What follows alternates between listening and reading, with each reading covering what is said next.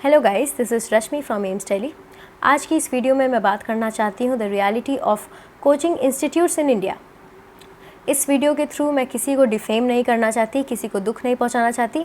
कुछ चीज़ें हैं जो मैं चाहती हूँ कि सभी लोग रियलाइज़ करें, टीचर्स भी और इंस्टीट्यूट वाले भी।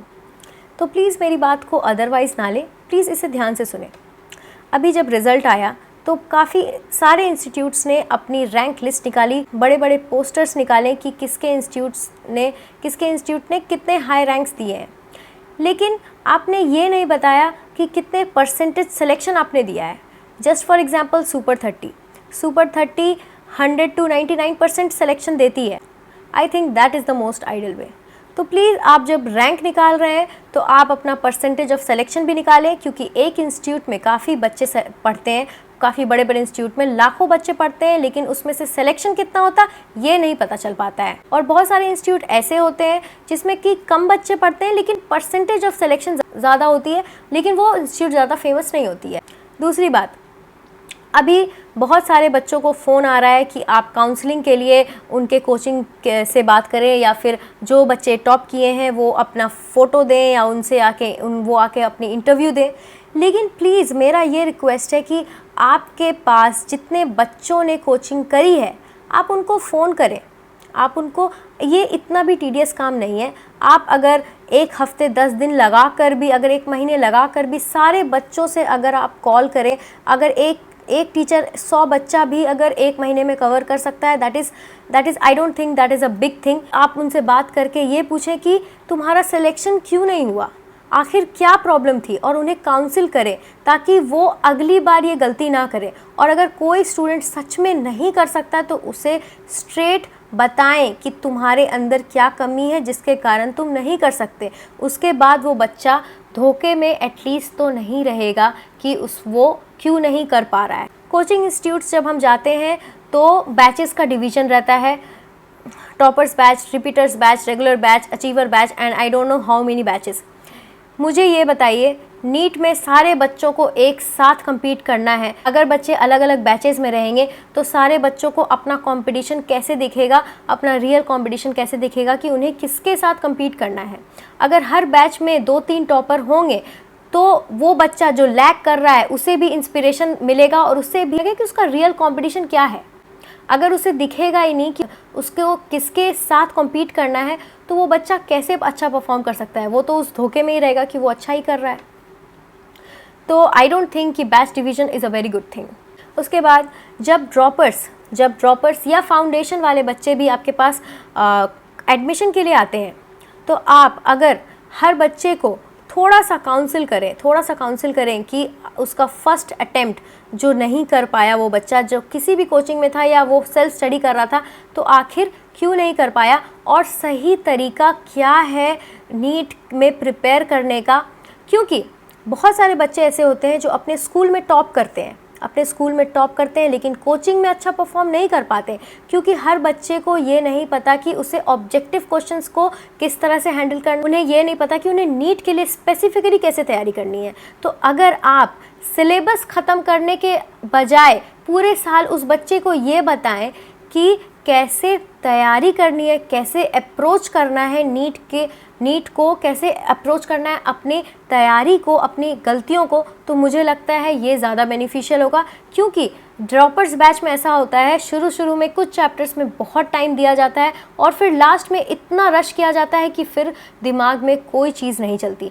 शुरू में टेस्ट में बच्चे अच्छे भी नंबर लाते रहते हैं, लेकिन उसके बाद इतना ज़्यादा रश हो जाता है, सुबह से लेकर रात तक क्लासेस होती है और वो बच्चा एग्जॉस्ट हो जाता है और पूरा सिलेबस अच्छे से नहीं पढ़ पाता। तो मेरा ये रिक्वेस्ट है कि आप जो सिलेबस ख़त्म करने के पीछे भाग रहे हैं उससे अच्छा आप ये इस बात को बताने के पीछे भागे कि तुम्हें पढ़ाई कैसे करनी है। क्योंकि वो बच्चा ऑलरेडी पढ़कर आया है, बस उसकी गलती ये थी कि उसने सही तरीके से नहीं पढ़ा। शुरू शुरू में आप लोग बहुत ही ज़्यादा एक्सटेंडेड वे में पढ़ाते हैं और लास्ट में उस चीज़ को बहुत फास्ट पढ़ाते हैं, लेकिन आखिरकार यही होता है कि बच्चे सिर्फ एनसीईआरटी बायो के लिए सिर्फ एनसीईआरटी पढ़ते हैं। तो क्यों ना शुरू से ही उन लोगों को ये बताया जाए कि उन्हें एनसीईआरटी ही रटनी है, जो वो पढ़ा रहे हैं वो एक्स्ट्रा है, उसमें से क्या क्या चीज़ें ही सिर्फ इम्पॉर्टेंट है, और सभी चैप्टर्स को इक्वल टाइम दे। ऐसा नहीं कि एनिमल किंगडम को बहुत टाइम दे दिया, 2 महीने दे दिया और लास्ट में फिर सारे जो 12th के चैप्टर्स हैं उसको 1 महीने में निपटा दिया। This is very wrong.